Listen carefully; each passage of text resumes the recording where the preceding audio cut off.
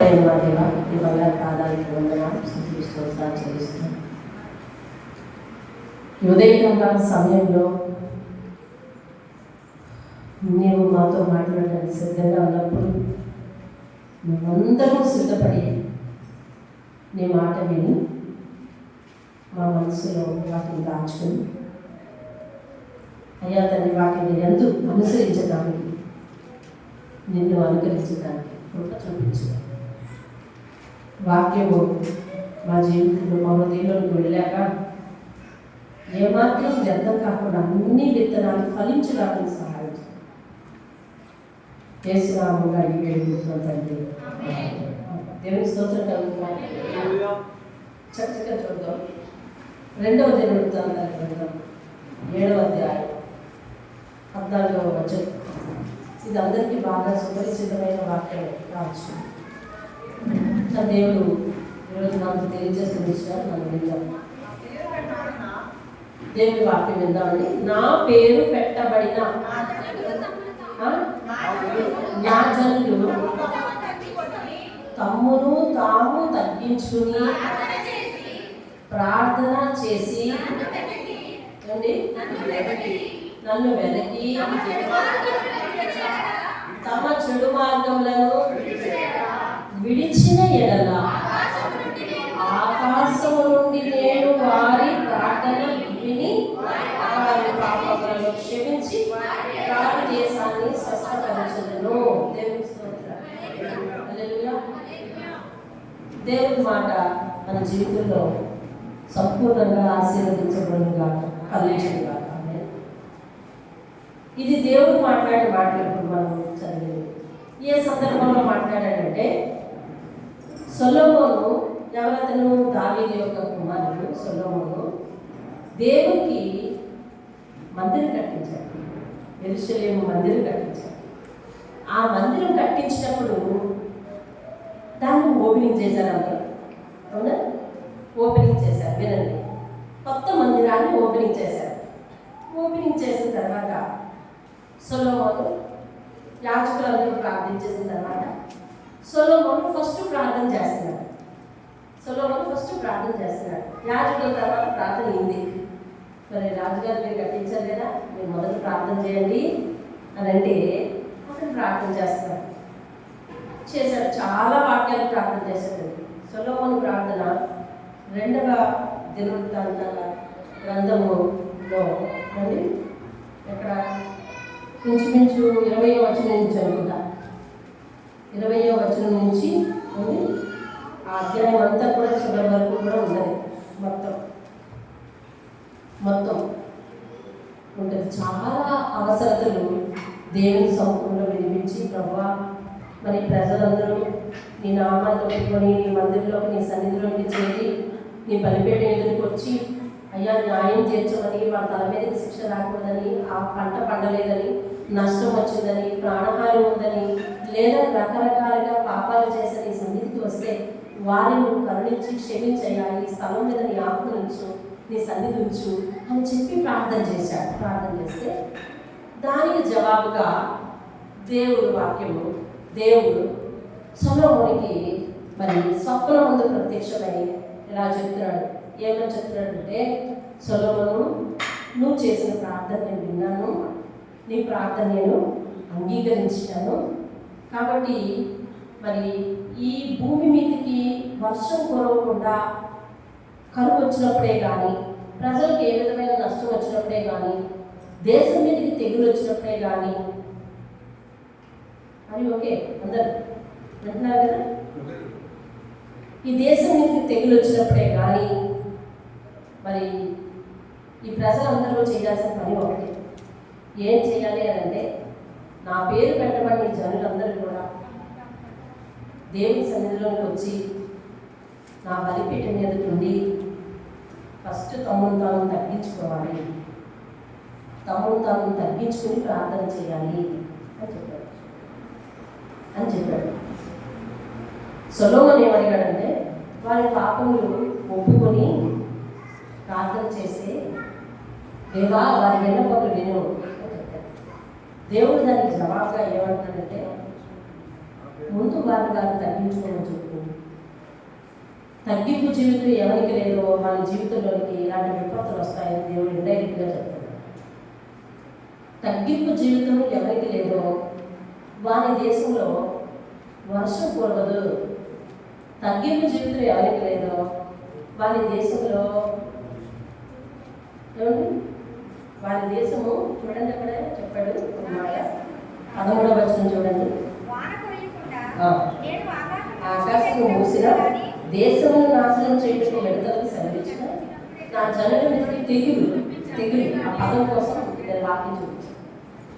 అంటే వారిని వారు తగ్గించుకోకపోతే తెగులు తప్పదు. తెగులు అంటే రోగం తప్పదు. కాబట్టి ఇప్పుడు మన కరువుకి, మన రోగానికి, మన విపత్తుకు కారణమైనటువంటి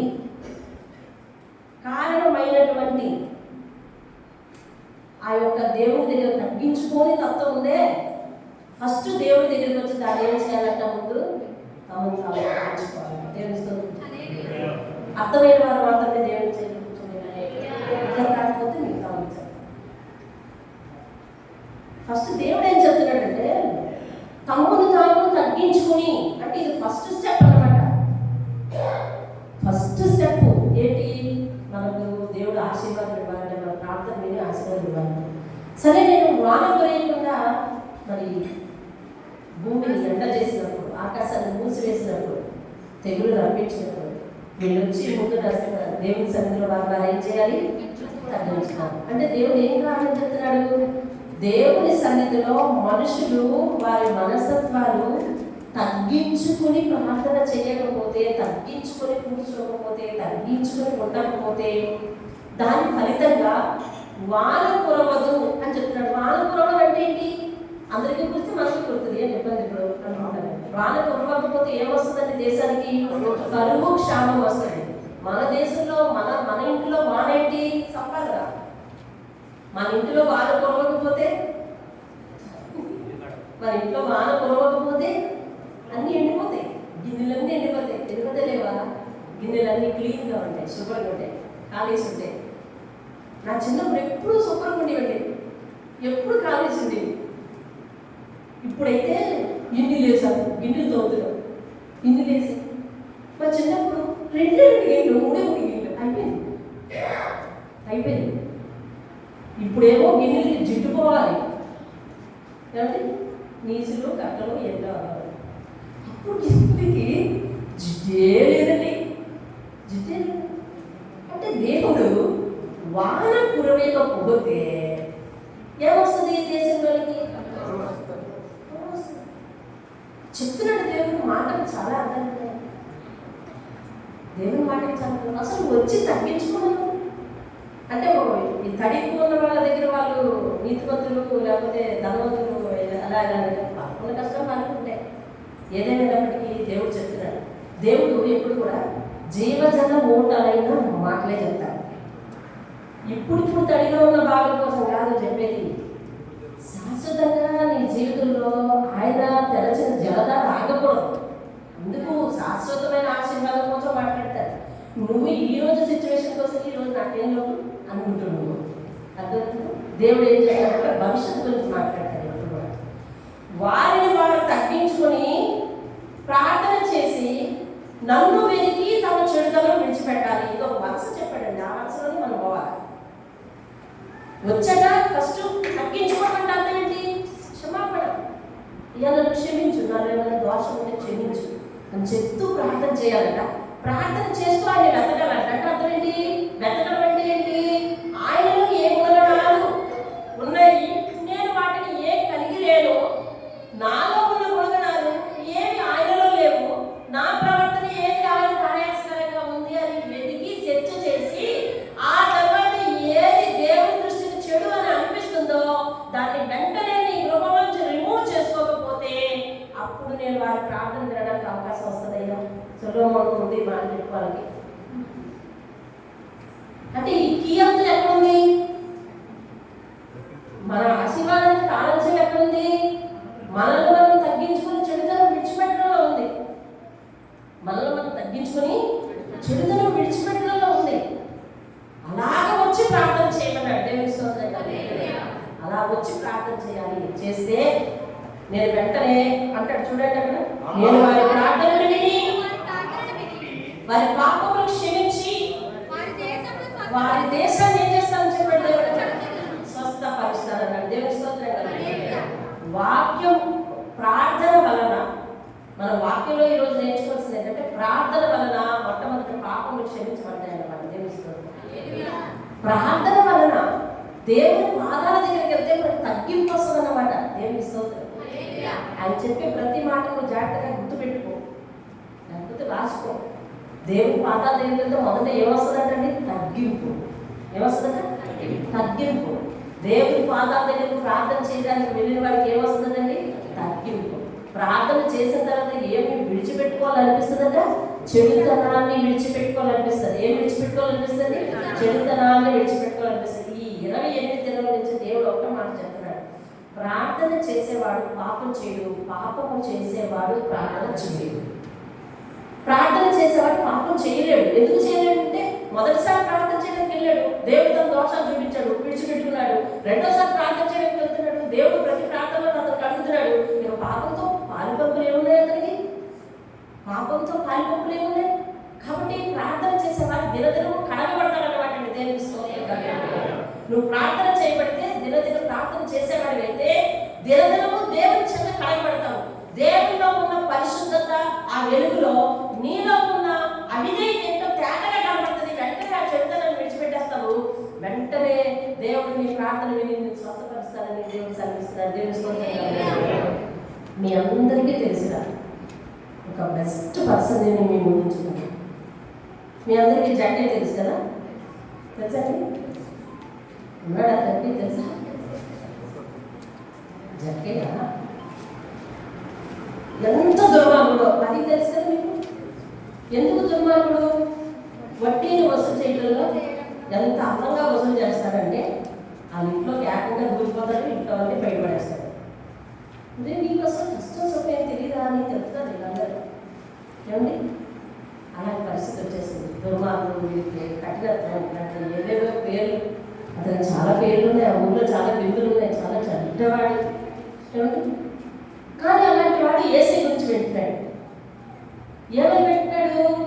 ఆయన ఎవరో అంట వస్తున్నాడు, దయ్యాలకు పోగొడుతున్నాడంట, మోగవారికి ఏమో మాటేస్తున్నాడంట, చెట్టు వారికి ఏమో చెవులు నిలబడేట్టు చేస్తున్నాడంట. ఏమండి?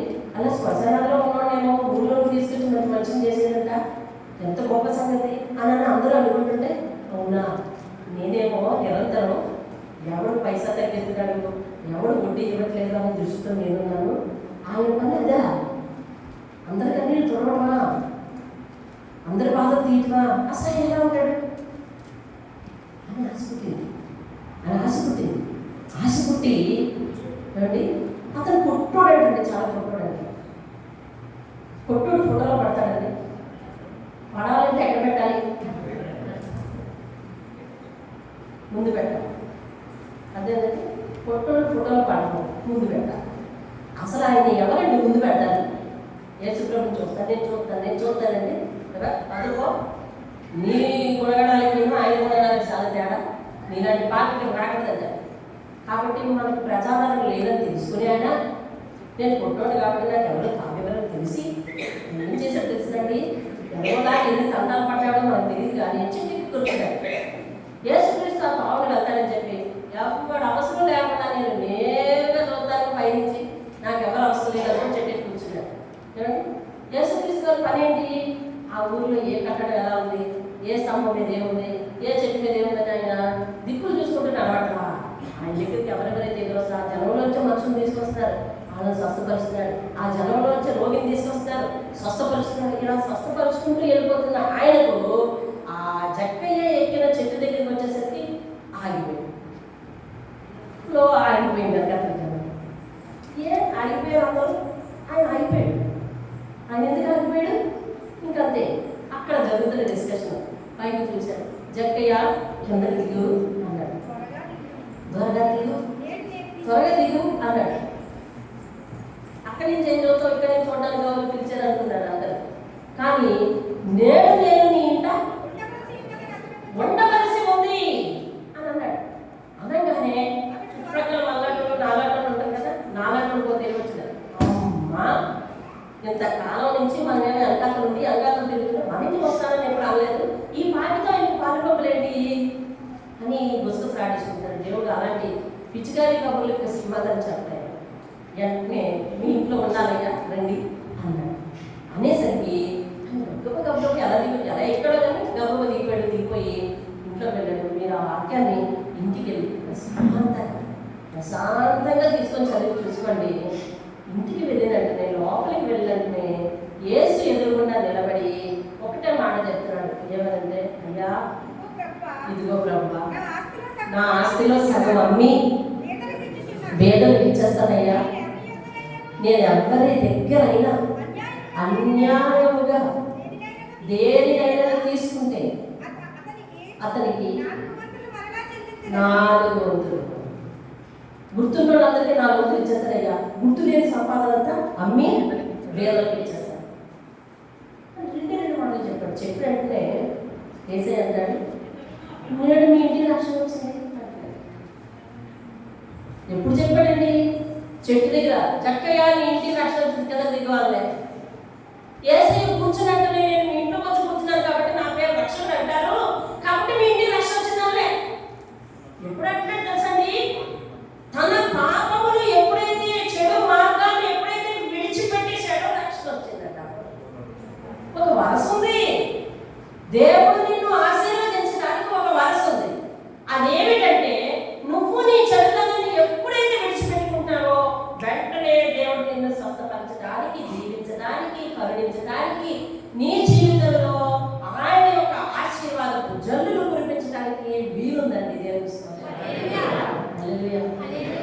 జక్కయ్య దేవుని దగ్గరికి వచ్చేసి ఒక్క మాట జక్కయ్య గురించి ఎవరైనా చెప్పారు ఆయనకి? ఇంకేమైనా గూఢాచారాలు ఉన్నారా గుంపులోని? ఇవ్వలేదు. అసలు ఆయన దగ్గర పాపి కోసం మాట్లాడడానికి లేదు. అదేనా ఆడు ఎలాగంటాడు, వీడు ఎలాగంటాడు అనే కబుర్లు ఆయన వింటారు. అదే ఎవరైనా పడే చెప్పండి, మనం వెళ్ళి బాగు చేద్దాం అంటే అదేనండి ఆయన చెప్పిన మాట వెళ్ళలేదు. కాబట్టి వెంటనే ఇంట్లోకి వెళ్ళంటే చక్కగా మనసు కరిగిపోయిందండి. కరిగిపోయి అతను పరిశుద్ధతలోనే చీర పాపాన్ని చూస్తున్నాడు అనమాట. దేవుని దగ్గరకు వచ్చినందుకు నువ్వేం చేయాలి? దేవుని పరిశుద్ధతలో నుంచి నీ హృదయాన్ని చూసుకొని లేదు. రెండింటికి సుందుగా అట్లా ఏం విడిచిపెట్టుకోవాలంటే దేవుని స్తోత్రం కలుగుతుంది. ప్రార్థన వల్ల జరిగే లాభాలు ఏంటో తెలుసా? ప్రార్థన దగ్గరికి వెళ్తే నీ పాపం కనిపిస్తుంది. ప్రార్థన దగ్గరికి వెళ్తే తగ్గింపు జీవితం వస్తుంది. ప్రార్థన దగ్గరికి వెళ్తే చెడుతనం దూరంగా పోతుంది. ప్రార్థన దగ్గరికి వెళ్తే ప్రార్థన చేస్తే దేవుని యొక్క ఆశీర్వాదపు హస్తము నీ ఇంటిలోనికి వస్తుంది. దేవుని స్తోత్రం. హల్లెలూయా. యెషయా గ్రంథం 38వ అధ్యాయం 38వ అధ్యాయం 5వ వచనం చూడండి. అతనితో ఇట్లను, నీ పితరుడైన దావీదును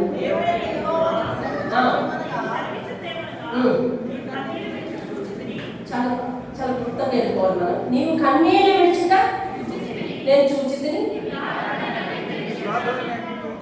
నీ ప్రార్థన చాలు. ఇది ఎవరు చేసిన ప్రార్థన తెలుసా? హిజ్కియా అనే రాజు చేసిన ప్రార్థన. ఎలా చేశాడంటండి? కన్నీళ్లు విడిచి చేశాడంట ప్రార్థన. కన్నీళ్లు విడిచి పాపములు ఒప్పుకొని చేశాడని ముందు రాసిండదు. 3వ వచనంలో 4వ వచనంలో అట్లా రాసిండదు. అయ్యా నన్ను క్షమించు, గోడతలు తిరిగి నేను నీ సన్నిధిలో ఎలాగో నన్ను నడుచుకున్నానో, ఎంత యథార్థంగా నడుచుకున్నానో చూసి నన్ను స్వస్థపరచు అని. జాగ్రత్తగా వినండి, జాగ్రత్తగా వినండి.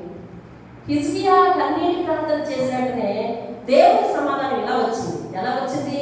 నీ ప్రార్థన, నీ కన్నీటి ప్రార్థన నేను చూచితిని, ఇంకా ప్రార్థన నేను అంగీకరించి ఉన్నాను. సొలొమోనుతో దేవుడు చెప్పిన మాట ఏంటండి? నా సన్నిధికి వచ్చి తమ్ముడు తాను తగ్గించుకుని ప్రార్థిస్తే నేను ప్రార్థన వింటాను అన్నాడు కదా. అలాగే ఎప్పుడైతే హిజ్కియా దేవుని సన్నిధికి వెళ్ళి కన్నీరు కార్చి ప్రార్థన చేశాడో వెంటనే హిజ్కియా ఒక ఇండికేషన్ చెప్తున్నాడు, నీ ప్రార్థన నేను చూశాను. అంటే దేవుడు చేసే ప్రార్థన ఏం చేస్తున్నాడు అనమాట? చూస్తున్నాడు. చేసే ప్రార్థన ఏం చేస్తున్నాడు తెలుసా? వింటున్నాడు. చేసే ప్రార్థన ఏం చేస్తున్నాడు తెలుసా? ప్రకటన గ్రంథంలో చెప్పబడినట్టుగా కలెక్ట్ చేసుకుంటున్నాడు తన ప్రార్థన. అదేంటండి? కలెక్ట్ చేసి ఇక్కడ దేవల్లో ఒక మాట దేవుడు చెప్తున్నాడు. ఏం తెలుసా? చెడుతనం విడిచిపెట్టుకోకుండా చేసిన వారి ప్రార్థన దేవుడు తన పాత్రలో తీసుకుంటాడా?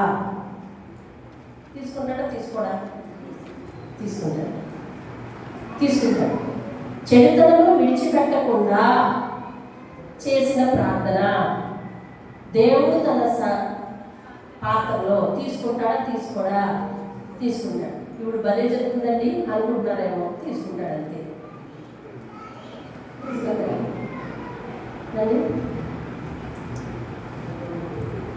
చెడుతనంలో విడిచిపెట్టి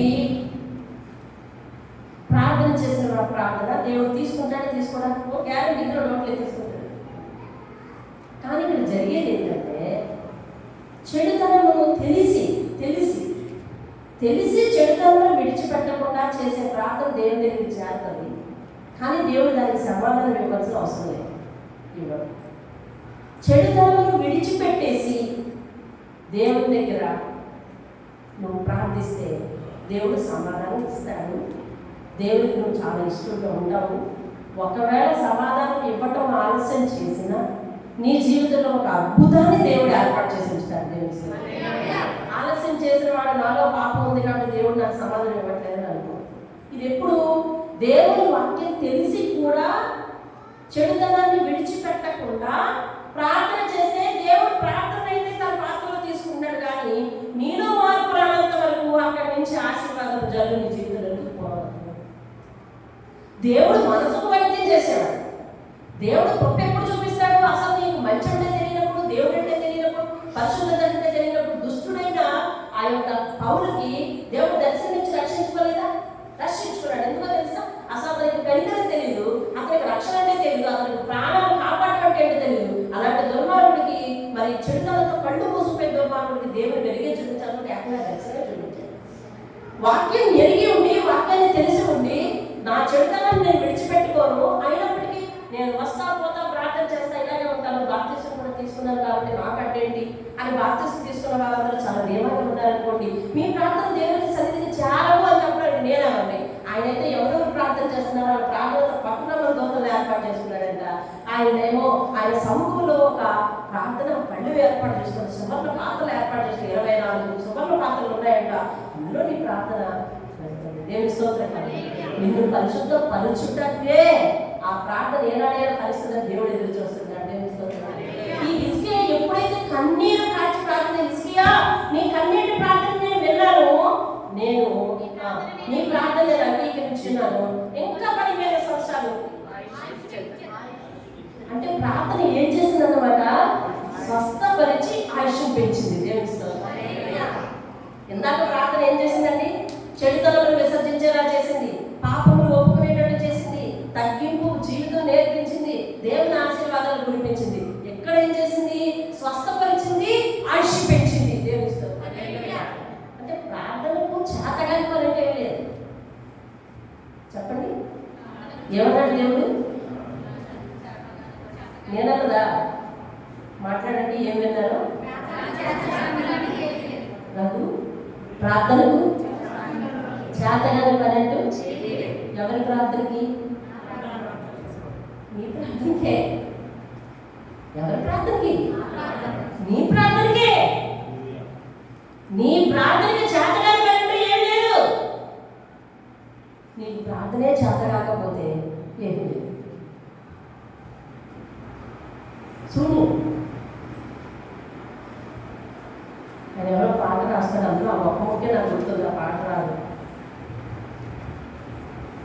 ప్రార్థన లేకుంటే పరలోకం శూన్యము. మా ప్రభు యేసుడు అక్కడ అందులో ప్రార్థన లేకపోతే పరలోకే శూన్యం. ఎవరైనా మాట్లాడారు, ప్రార్థించేవాడే కదా. ప్రార్థన లేకపోతే పరలోకం శూన్యం అంట. ప్రార్థన లేకపోతే పరలోకం శూన్యం అంట. ప్రార్థనకి పరలోకానికి లింక్. ప్రార్థనలో ఏమేం జరుగుతున్నాయి? ఇదిగో ఇందాక చూసే ఏం జరిగింది? తగ్గింపు జీవితం వచ్చింది, పాపాలను విడిచిపెట్టే స్వభావం వచ్చింది. దేవుడు తన యొక్క హస్తాన్ని మన జీవితంలోకి తెరిచాడు.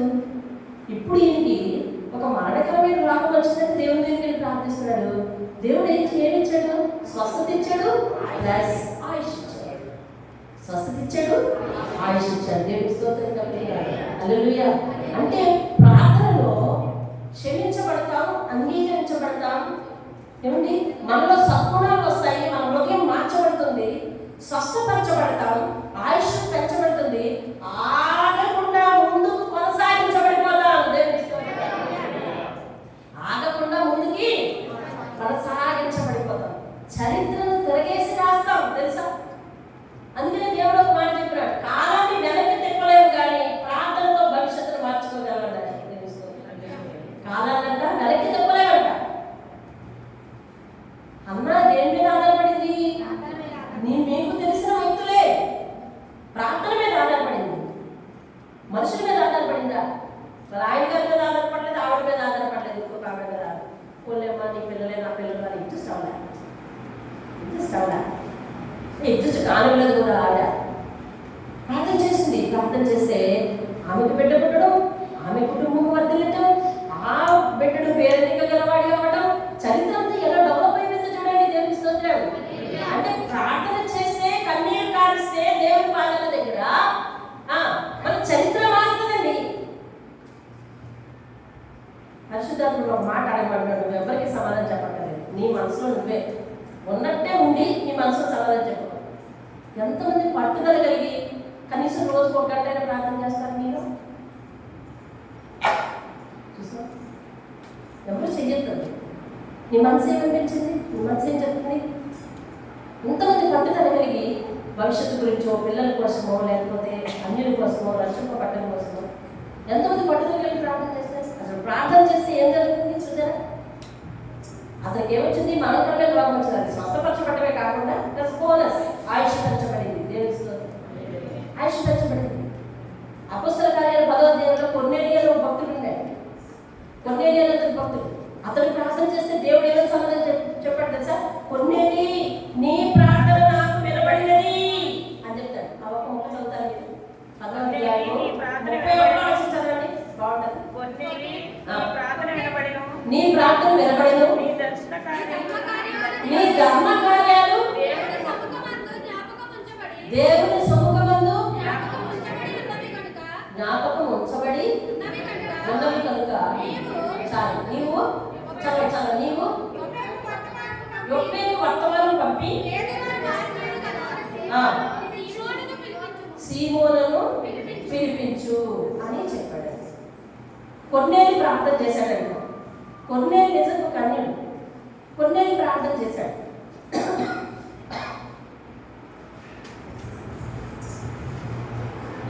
అతడు ఎంత మంచివాడంటే కొర్నేలి ప్రార్థన పరుడంట, భక్తి పరుడంట, ధర్మకార్యాలు బాగా చేస్తాడంట. తన ఇంటి వారందరినీ కూడా భక్తిలో నడిపించుకుంటాడు.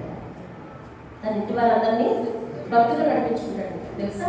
తన దగ్గర ఉన్న పని వారు కూడా మా యజమాని నీతిమంతుడు అంటారు. ఎన్నో లక్షణాలు ఉన్నాయి కొన్నేళ్ళకి. కానీ అతడిలో ఉన్న the most and best quality ఏంటంటే ప్రార్థన చేసేవాడు. ఏం చేసేవాడండి? ప్రార్థన చేశాడు. ఇతరులకు దాన ధర్మాలు కూడా బాగా చేస్తాడంట. ఇప్పుడు ప్రార్థన విన్న దేవుడు దూత ద్వారా అతనికి ఏమని సమాధానిస్తున్నాడు తెలుసా? కొర్నేలి, నీ ప్రార్థన నాకు వినబడింది. దానికి లింకప్ ఏంటండి? నీ ధర్మకార్యములు దేవుని సముఖమునందు జ్ఞాపకం ఉంచబడినవి. దేవుని స్తోత్రం కదా. ఫస్ట్ దేవుని రీచ్ అయింది ఏంటో చెప్పండి. ఫస్ట్ దేవుని చేసింది ఏంటంటే ప్రార్థన. ఎవరిని తీసుకెళ్ళింది? ధర్మకార్యాన్ని తీసుకెళ్ళింది దేవుని సన్నిధికి. నేను మంచివాడిని. నాకు ఒకసారి నీలాంటి యువకుడు ఒక ప్రశ్న అడిగాడు. అతను చాలా ఎర్లీ స్టేజ్లో జాబ్ వచ్చింది. నేను అప్పుడు ఆ స్కూల్స్ మీద విజిటింగ్ ఆఫీసర్గా నాకు పోస్ట్ వచ్చింది. సరే, నన్ను కలవాలని సాయంత్రం ఆదివారం వచ్చాను. ఆదివారం సెలవు కదా, రూమ్లో ఉంటారు కదా, వచ్చారు. నేను ఇంటికి రాగానే 6 క్రిస్టియన్స్. నేను అడిగాను, పుట్టుకు వేసుకోవాలి బాబు ఈరోజు చర్చికి వెళ్ళారా అని అన్నాడు. అంటే ఆయన అన్నాడు, ఏమండి, ఆయన అన్నాడు, మేమేం పాపం చేయలేదు టీచర్ గారు, మేమేం తీసుకెళ్ళాము. అయ్యో ఇప్పుడు నన్ను నేను చూసుకోవాల్సి వచ్చింది. అంతే కదా, నేను చర్చికి వచ్చాను. మేమేం ప్రార్థన, మేమేం పాపం చేయలేదు టీచర్ గారు, మేము ఎందుకు చర్చికి వెళ్దాం అన్నాడు. వాడేమి మీరేంటి మీ ఉద్దేశంలో? సరే, అప్పుడు వివరించి చెప్పాను. ఆ యవనస్తులు ఒప్పుకున్నాడు. కానీ ఇక్కడి నుంచి దేవుని సన్నిధికి రావట్లేదు. పుట్టుకలేదు, ఇక్కడి నుంచి దేవుని సన్నిధికి వెళ్ళే అలవాటు ఇప్పటి నుంచి. కాబట్టి ఆయన ఉద్దేశం ఏంటంటే మనం ఎవరికి హాని చేయట్లేదు, మనం ఎవరికైనా అన్యాయం తీసుకోవట్లేదు, మన కష్టాలతో మనం అనుభవిస్తున్నాము, అవసరమైతే ఎవరికైనా సహాయం చేస్తున్నాము, మన బ్రతుకు మనం బ్రతుకుతున్నాం, మనం ఎవరి జీవితం గెలకట్లేదు, వాళ్ళని ఇబ్బంది పెట్టట్లేదు, ఎవరినితో గొడవ పడట్లేదు. కాబట్టి మన జీవితంలో పాపమే ఉంది అంటే they certified themselves they are good mans అని దేవుని దృష్టిలో గుడ్ మ్యాన్స్ అవ్వాలి కదా. వాళ్ళు అనుకుంటారు మేము మంచి మనుషులు, మనమే సర్టిఫికేట్, వారే సర్టిఫికేట్ చేసుకున్నారు.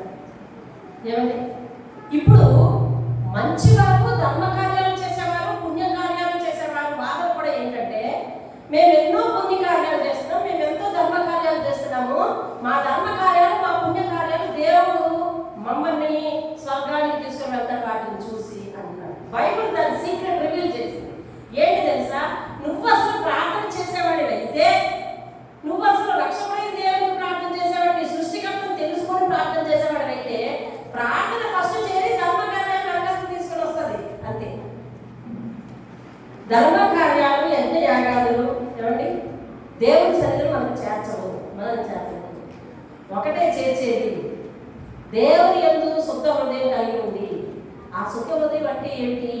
దేవా నువ్వే నా రక్షకుడవు, నీ పరిశుద్ధతతో పోల్చుకుంటే నేను పాపని, నాలో ప్రతి ఒక్క మరి అవిధేయతను తీసివేయాలి, క్షమాపణ ప్రార్థన చేసినవాడు, నువ్వు రక్షకుడు అని ఒప్పుకున్నవాడు వాడు దేవుని సన్నిధి. ఏమండి, ధర్మకార్యాలు మనం దేవుని సన్నిధి చేర్చము.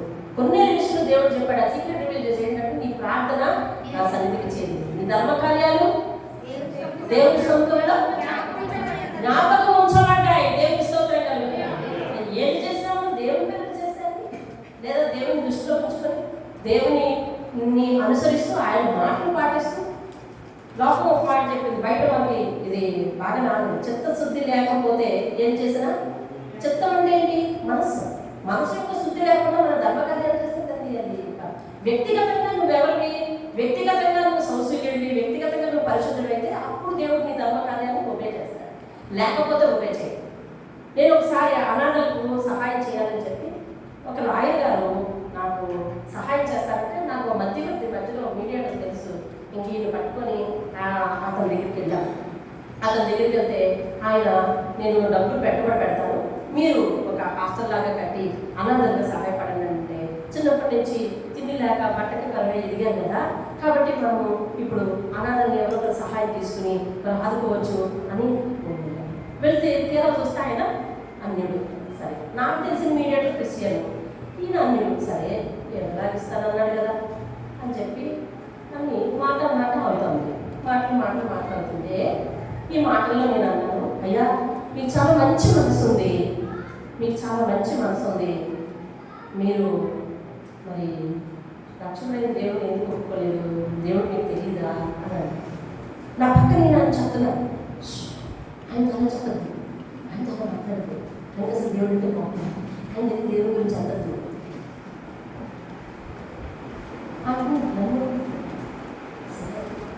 ఆయన నిర్భాషణ, ఈయన మాట నేను వినాలి కదా, సరే కావుగా కూర్చున్నాను. పరిశుద్ధుడు అంటాడు, అయితే మాట్లాడవా అంటాడు. పరిశుద్ధాత్మ నాతో ఏమంటాడు తెలుసా? అయితే మాట్లాడవా అంటాడు. అంటే నేను అన్నాను, అయ్యా బైబిల్ చెప్పింది ధర్మకార్యాలు, యజ్ఞయాగాలు, పశువుల యొక్క బలి దేవుని దగ్గరకు మనల్ని చేర్చాలి. దేవుడు నిర్జీవమైన వస్తువులకు దైవత్వాన్ని ఆపాదించడం పాపం అని చెప్తున్నట్టు. మళ్ళీ ఆయన వచ్చాడు, మళ్ళీ ఆయన వచ్చాడు. అలా కాదు, ఎవరిష్టం అన్నది ఆయన పట్టించదు, మనం చెప్పకూడదు అలాగా. నేను ఒక మాట చెప్తాను సార్, ఒక మాట నేను చెప్పలేదు. నేను సేవ చేస్తున్నాను దేవుడి గురించి నేను చెప్పాలి, మీరు చెప్పకపోయినా పర్వాలేదు, ప్రమాదం లేదు, నేను చెప్పాలి కాబట్టి నేను చెప్పాల్సింది చెప్తున్నాను. కానీ ఈ రోజే పాటించక్కర్లేదు, పాటించకపోయినా పర్వాలేదు, కానీ నేను చెప్పాల్సింది చెప్పాను. అది దేవుడు నాకు ఆయన ఎదురు పెట్టాడు కాబట్టి అని నేను చెప్పాను. చెప్తే ఈయనకి నా మీద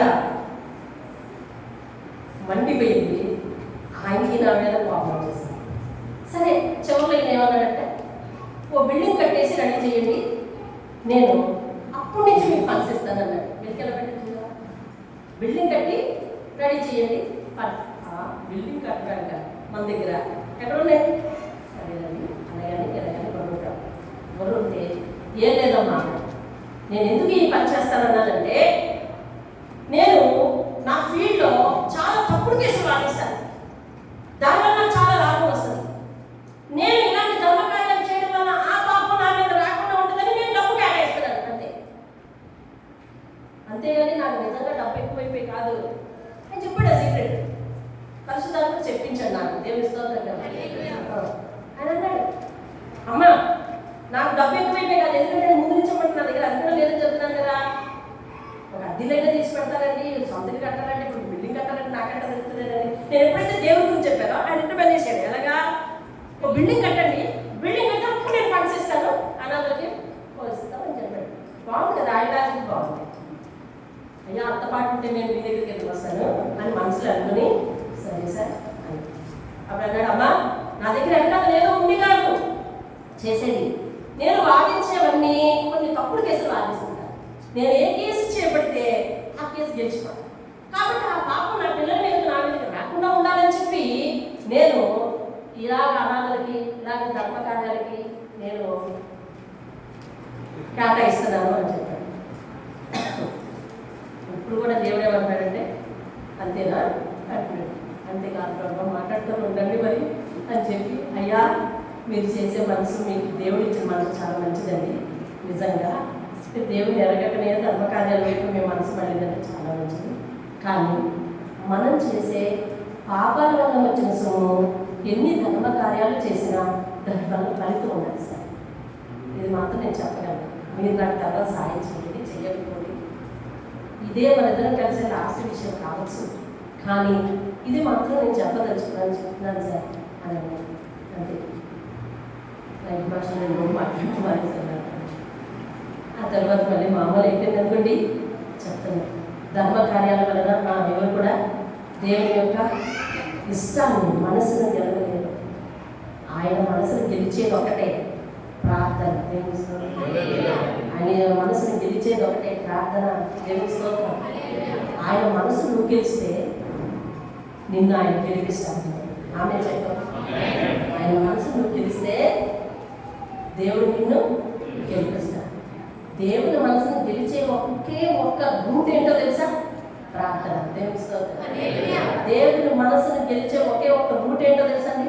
ప్రార్థన. మనం ప్రార్థన ఫలించట్లేదు అనంటే, మనకి తిరిగి రెప్పలే రాలేదు అనంటే బెంగపడద్దు. మన రూట్ ఏంటో సరి చేసుకొని దేవుని యొక్క నీడలో నమ్మకంగా జీవిస్తాం ప్రభువా అని అనుకుంటూ, మనల్ని మనం దేవునికి అప్పగించుకుంటూ, మనల్ని మనం ప్యూరిఫై చేసుకుంటూ, మనలో పాపాలను క్షమించమని అడుగుతూ దాదాపు దేవునికి ఇష్టకరంగా ప్రార్థన చేస్తూ ఉంటే దేవుని మనసు మన విషయంలో దృఢపరచబడుతుంది.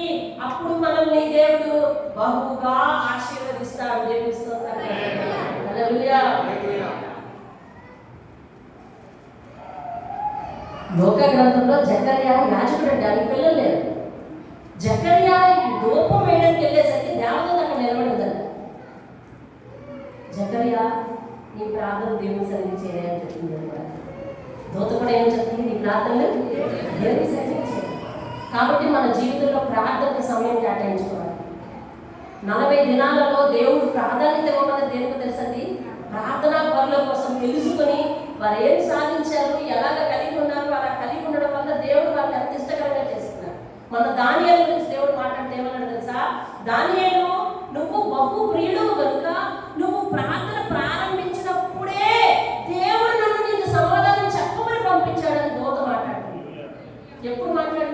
పంపించాడంటే ఏది విన్నవారికి గుర్తుందా విషయం? విన్నవారికి గుర్తుందా? దానియేలు నువ్వు దేవునికి బహుప్రియుడు కనుక నువ్వు ప్రార్థన ఆరంభించినప్పుడే దేవదూత నన్ను పంపించాడు దేవుడు నీకు ప్రత్యక్షమైన సమాధానం ఇవ్వమని. దేవుని స్తోత్రం. అంత క్విక్ రియాక్షన్ దానియేలు విషయం ఎందుకు వచ్చిందో తెలుసా? దానియేలు ఏది ఏమో నరికేసిపోయినా కానీ నేను మాత్రం ప్రార్థన చేస్తానండి. దేవుని స్తోత్రం. ఎంతమంది అయినా కూడా ఏది చేసినా కూడా నేను ప్రార్థన చేస్తానంట. మీరు అద్భుతమైన సంగతి చూడండి. అక్కడేమో శాసనం చేయబడ్డాం, డ్యూటీ దిగి ప్రార్థన చేయడం, వాళ్ళందరూ ఈయన దగ్గర రావడం, ఈయన పట్టుకుపోయి సింహాలు వేసడం, అంతా కూడా ఒక్కొక్క జరిగిపోయింది. అయినా కూడా ప్రార్థన అవ్వలేదు. అందుకని దానియేలు విషయంలో, దానియేలు గ్రంథంలో దేవుడు 3 సార్లు పలికించాడు. ఏం తెలుసా? దానియేలు నువ్వు బహుప్రియుడు, దానియేలు నువ్వు బహుప్రియుడు, దానియేలు నువ్వు బహుప్రియుడు. కనుక నువ్వు ప్రార్థన ప్రారంభించాలంటే దేవుడు నన్ను ఎల్లో ఎట్టాడు. దేవుని స్తోత్రం.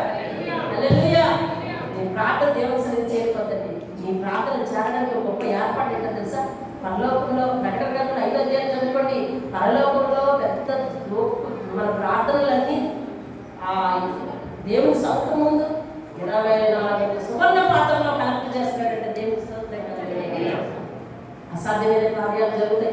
118వ కీర్తన అనుకుంటా 15వ వచనం అనుకుంటే ఇలా ఉంది: నీతిమంతుల గుడారములో నుంచి రక్షణ గురించిన సంగీత సునాదాలు వినిపిస్తే దేవుని యొక్క అద్భుత హస్తము, సాహస హస్తము వారి ఇంటిలోకి వచ్చి సాహస కార్యాలు చేస్తుంది అని అంటున్నాడు. రక్షణ హస్తం ఆయన యొక్క హస్తము.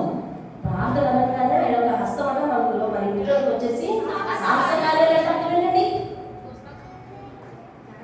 చాలా కఠినమైన కార్యాలు, జరగని కార్యాలు కూడా జరిగిస్తున్నారు. దేవుని స్తోత్రం. హల్లెలూయా.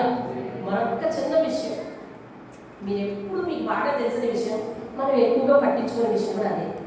షూర్లీ మనం ఎక్కువ పట్టించుకుంటారు. మనకు బాగా తెలిసి ఏం తెలుసా? ఎక్కడ 2-3 నా నామంలో కూడి ఉంటే మీరు చెప్పింది ఇద్దరు మీ అందరికి వచ్చి చూసావా? ఎక్కడ 2-3 నా నామంలో కూడి ఉంటే వారి మధ్య నేను ఉన్నాను అని దేవుడు వాగ్దానం చేశాడు. అంటే నేను దేవుడు, నేను నీ మధ్యకి వచ్చేస్తాను. ఎప్పుడో తెలుసా? నువ్వు ప్రార్థన చేస్తే వస్తాను. నువ్వు ప్రార్థన చేస్తే వస్తానని చెప్తున్నాడు దేవుడు. అంటే దేవుడిని మన ఇంటిలోనికి రప్పించుకునే అద్భుతమైన ప్రక్రియ ప్రార్థన. దేవుడిని మన ఇంటిలోనే నిలవ ఉంచుకునే అద్భుతమైన ప్రక్రియ ప్రార్థన. ఉదయం ప్రార్థనకు వస్తాడు, మధ్యాహ్నం ఉంటాడు, మధ్యాహ్నం ప్రార్థన చేసేదాన్ని నువ్వైతే, సాయంత్రం ఉంటాడు, సాయంత్రం ప్రార్థన చేసేవాడు నువ్వైతే, మళ్ళా అర్ధరాత్రి ప్రార్థన చేసేవాడు నువ్వైతే అర్ధరాత్రి కూడా ఉంటాడు. ఇంకా అది వచ్చి పోతాడని ఉండిపోతాడేమో. దేవుని స్తోత్రం. హల్లెలూయా. ఆయనతో ప్రయాణం మాధుర్యమండి. ఏమండి? అందుకే భక్తులు నీతో నా జీవితం సంతోషమయ్యా అని చెప్తున్నాడు. దేవుని స్తోత్రం కనుక గొప్ప సంగతి. ప్రార్థన చేయండి, ప్రార్థనని నిర్లక్ష్యం చేయవద్దు. ఏమండి? మరి మోషే దేవుని పేరుతో యుద్ధాలు చేశాడు, యెహోషాపాతు దేవుని పేరుతో యుద్ధాలు చేశాడు, ఇంకా చేశారండి సమూయేలు దేవుని పేరట యుద్ధాలు న్యాయాధిపతిగా ఉండి జరిగించాడు. దెబోరా అనే స్త్రీ దేవుని పేరట యుద్ధాలు జరిగించింది. దావీదు దేవుని పేరట యుద్ధాలు చేశాడు. వీళ్ళందరూ కూడా వారి యొక్క ఆయుధాల బలంతోనో లేకపోతే భుజబలంతోనో చేయలేదు, ప్రార్థనా బలంతో చేశారు. వారేమో నిల్చుంటారు, దేవుడేమో శత్రువుని పాల్గొనేస్తాడు. ఇది వారి జీవితంలో జరిగిన విషయం. దేవుని స్తోత్రం. అంటే వారు దేవునిని వారి మధ్యకు పిలుస్తారు ప్రార్థనతో, దేవుడు వారి కార్యాలు జరిగిస్తాడు. దేవుని స్తోత్రం. 2-3 ఉంటే వారి మధ్య నేను ఉండాలని వాగ్దానం చేశాడంటే ఏంటంటే, ఇదిగో నేను నీ దగ్గరికి వస్తున్నాను, నీ ప్రార్థన వింటున్నాను, అడ్రస్ కాదా అది? ఆ ప్రార్థన మన ఇంట్లో నిలవబెట్టుకోలేకపోతున్నాం. ఆయన వచ్చే టైం వేరు, నేను వచ్చే టైం వేరు, ఇద్దరం కలిసే టైం వేరు. కాబట్టి ఒకరోజు చూస్తున్నాం, 2 రోజులు మా ఇద్దరు కుదరలేదు, ప్రార్థన లేదు. ఇంకా ఆయన ఏ టైంకి వచ్చినా ఇద్దరు ఇంట్లో కలిసి ఉంటే కొన్ని గంటలు లేవండి, ఉంటాయా లేవా చెప్పండి. 12 గంటలకు వస్తాడు భర్త ఇంటికి. సరే 12 నుంచి తెల్లారి ఎక్కడ ఉంటాడు? ఇంట్లోనే ఉంటాడు. ఆ సమయాన్ని ప్రార్థించండి, ఎప్పుడు వస్తే అప్పుడే ప్రార్థించండి, ఎప్పుడు రిలాక్స్ అయితే అప్పుడే ప్రార్థించండి. కానీ కలిసి ప్రార్థన చేయడం మానవద్దు, కలిసి ప్రార్థన చేయడం మానవద్దు. కుదరదు అంటే అవ్వదు. సరే ఈయన డే డ్యూటీ ఆవిడ ఇంట్లో, ఈవిడ నైట్ డ్యూటీ ఆయన ఇంట్లో అనుకోండి, ఏదో ఒక సమయంలో కలుస్తాం ఖచ్చితంగా. ఆ సమయంలో ప్రార్థించాలి. దేవుని స్తోత్రం. ప్రార్థించడానికి నువ్వు తావు చూసుకో, దేవుడు ఖచ్చితంగా మార్గం వేస్తాడండి. ఖచ్చితంగా తావు ఎక్కడో నువ్వు వెతుక్కో, దేవుడు ఏదో ఒక మూలన తావు చూపించుకుంటాడు. కాబట్టి నీ ప్రార్థన అన్నట్టు కూడా నిరర్థకం కాదు. దేవుని స్తోత్రం చెప్పండి, ఆమె చెప్పండి. మన ప్రార్థన ఎప్పుడు కూడా నిరర్థకం కాదు. దేవుని స్తోత్రం. అయ్యా ఇద్దరు ముగ్గురు ఉంటే మా మధ్య ఉండాలని నేను సెలవించింది కదా, మరి నేను ఒక్కదాన్ని ప్రార్థన చేస్తే నువ్వు వినవా అని దేవుడు అడిగాడు. నేను ఒక్కదాన్ని ప్రార్థన చేస్తే నువ్వు వినవా? ముందు విన్నాము, వింటాను. ఇద్దరని చెప్పాను కదా, నేను నుంచి వచ్చినప్పుడు నేను నువ్వు ఎంతమంది అయినారు? ఇద్దరం అయ్యాను కదా అని నాకు అద్భుతమైన సమాధానం చెప్తే ఎంత సంతోషపడిపోయాను తెలుసండి. అదేమో నేను సభ మొదలుపెట్టిన కొత్త రోజు ఎంత సంతోషపడిపోయాలో ఒక మాట అండి. నేను వస్తాను కదా, నేను వచ్చి నీతో పాటు ఎంతదయ్యో లేదా నీ మనసులో ఉన్నారు కదా ఇద్దరయ్యారు, నీ మనసులో ఉన్నారు కదా ఇద్దరయ్యారు, నాతో కలిపితే ముగ్గురు అవుతారు. నేను ఇద్దరు చూపించాను కదా. దేవుని స్తోత్రం కలిగి ఆయనతో ఆయన గురించి తెలుసుకోవాలని నువ్వు ఎలా మాట్లాడు. అది సదుద్దేశంగా అడిగేదైతే ఆయన చక్కగా సమాధానం చెప్తారండి. దేవుని స్తోత్రం. హల్లెలూయా. విమర్శించి అడిగితే కనుక అలాగే తెలుసు ఆయన ఎప్పుడు సమాధానం అడిగినారు. ఏదైనప్పటికీ ప్రార్థన మనకు అన్నిటికీ ప్రాధాన్యం. దేవుని స్తోత్రం. హల్లెలూయా. కన్నీటితో ప్రార్థన చేశాడంట, దేవుడు కొట్టివేశాడా? లేదు. మీ బిడ్డల కొరకు కన్నీటితో ప్రార్థన చేయండి. ఇర్మియా విలాపుడు ఏమంటాడంటే, రేపు మొదటి జామున లేచి నీ బిడ్డల కొరకు ప్రభువు సన్నిధిలో నీళ్లు కుమ్మరించినట్టు కుమ్మరించు అని చెప్తున్నాడు. నేను అంటుంటాను, ప్రతి పరిస్థితికి పిల్లల ద్వారా ఏదైతే బాధలు పడుతున్నామో లేకపోతే ఇరుకులు ఇబ్బందులు పడతాం వాటన్నింటినీ దేవుడి సన్నిధిలో పెట్టండి. రేపు జామున ఈ సమస్యలు పెట్టండి, ప్రార్థన చేయండి. ప్రతి సమస్యను దేవుడు తీరుస్తాడు. దేవుడి స్తోత్రం కలుగునుగా. హల్లెలూయా. మనం మోకరిద్దాం. ప్రార్థనలో కన్నీళ్లు కరిగిపోవుట అసాధ్యము, ప్రార్థనలో మురుగునది మరుగైపోవుట అసాధ్యము, ప్రార్థనలో కన్నీళ్లు కరిగిపోవుట అసాధ్యము, ప్రార్థనలో మురుగునది మరుగైపోవుట అసాధ్యము, ప్రార్థనలో నలిగితే నష్టపోవుట అసాధ్యము, ప్రార్థనలో నలిగితే నష్టపోవుట అసాధ్యము, ప్రార్థనలో పెనుగులాడితే పడిపోవుట అసాధ్యము, ప్రార్థనలో పెనుగులాడితే పడిపోవుట అసాధ్యము. ప్రభువా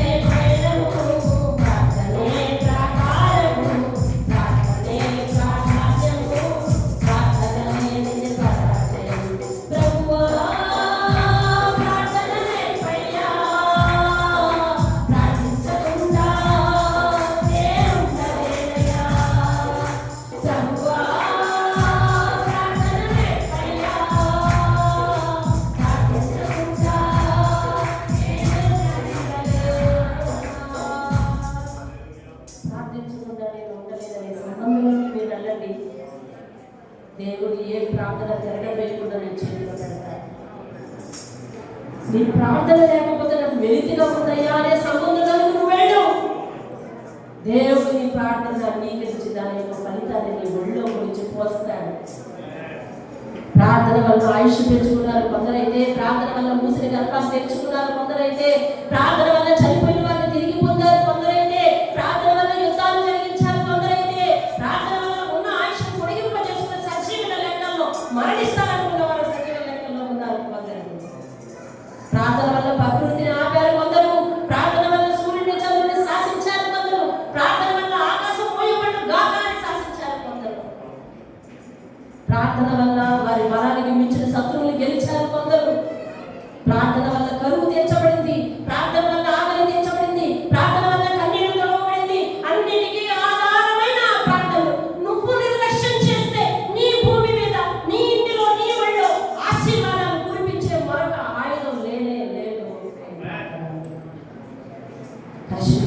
అయ్యా. ఇటువంటి ప్రార్థనకు ప్రతి ఒక్కరు ఎడిక్ట్ అవ్వాలి సార్. అది ఒక అలవాటుగా, అది చేయలేకపోతే ఉండలేనటువంటి వ్యసనం. ప్రార్థన మా జీవితంలో మారాలి. అట్టి గొప్ప అందరి మీద కురిపించు, దీవించి ఆశీర్వదించు. కాగల కార్యాలన్నీ వారి నూతనమైన ప్రార్థన జీవితాన్ని నేర్చుకున్న తర్వాత అద్భుతమైన ఆశీర్వాదాలను దయచేయండి. యేసు నామములో వేడుకుంటున్నాను తండ్రి. ఆమేన్. ఆమేన్.